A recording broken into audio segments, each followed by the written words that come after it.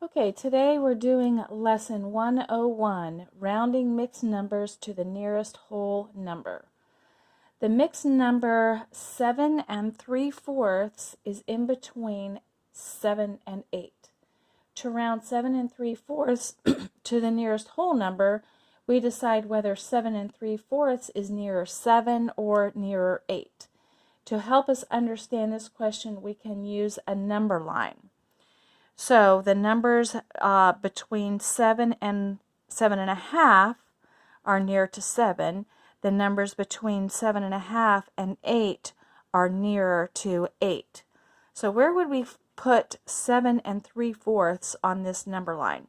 Well, if we're going to divide this number line into fourths, here's 7, 7 1/4, 7 1/2, or 7 2/4. 7 3/4. So 7 3/4 is nearer to 8 than it is to 7. So when we're rounding it to the nearest whole number, we would say that it rounds to 8 because it's more than 7.5. Okay, so now we need to round 6 2/5 to the nearest whole number. Well, here is between 6 and 7. Where would 2/5 be? This is divided into fifths. So this is 6 1/5, 2/5. All right, if we're going to take half of the denominator, half of 5 is actually 2.5. So it would be right about here. So that would be halfway between 6 and 7. So is 6 2/5 closer to 6 or is it closer to 7? So we know that it's closer to 6 because 2/5 is less than 1/2. All right, now we are going to estimate the area of this rectangle. And what operation do we use when we are finding the area of something? So when we find the area, we're going to multiply the length times the width. So we use multiplication to find the area. So if we're going to estimate the area, we're going to round these to the nearest whole number first, and then we're going to multiply. All right, so what whole number is 8 7/8 closest to? Is it closer to 8 or is it closer to 9? You should have said it's closer to 9. What about 5 1/4? Is that closer to 5 or is it closer to 6?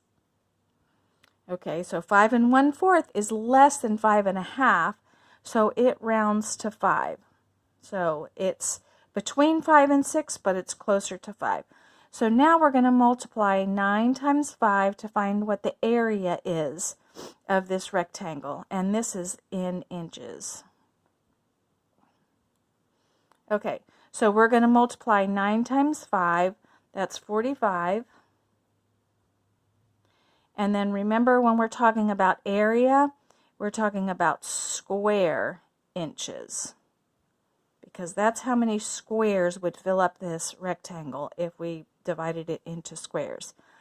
All right, now we're going to go ahead and estimate the perimeter. So this is still 9. We're still rounding these measurements. This is still 9 inches and this is still 5 inches. But to find the area, that is all the way around. Okay, so this length is 9 and this length right here is also 9 inches. And this width is 5 inches and this width is also 5 inches. So when we add that up together, what do we get? So we know 5 plus 5 is 10, and 9 plus 9 is 18. So 18 plus 10 would be 28 inches. Okay, and this is not square inches, it's just regular inches because it's a linear measurement all the way around. All right, so now I want you to get out your independent worksheet and work on this, and we'll check it in our next class lesson.